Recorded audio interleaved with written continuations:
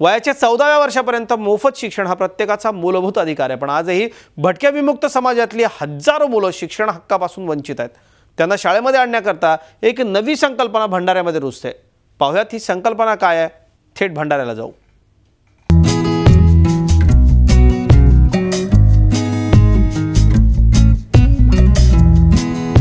संध्याकाळ झाली की खुल्या आसमानाखालीच भरते त्यांची शाळा।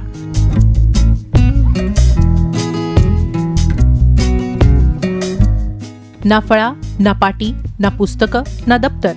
तिथल्या मोठमोठाल्या दगडांवरच मुळाक्षरं गिरवली जातात।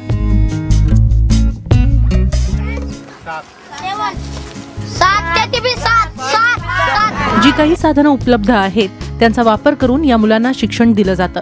ही आहे गिरोला गावातली पालावरची शाळा। भंडारा तालुक्यात अशा 8 पालावरच्या शाळा सुरू करण्यात आल्यात।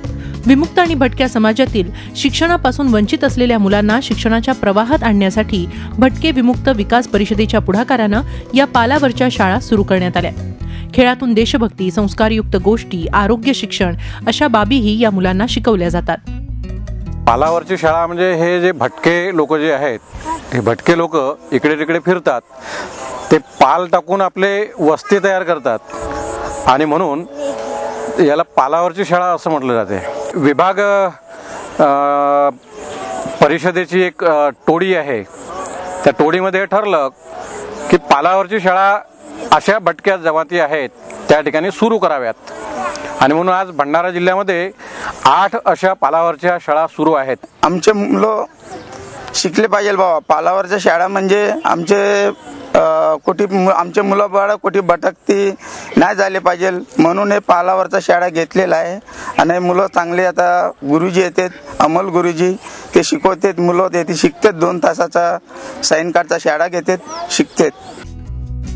पालावरच्या या शाळांचा सर्वाधिक फायदा वडार समाजातल्या 100 मुलांना होतोय।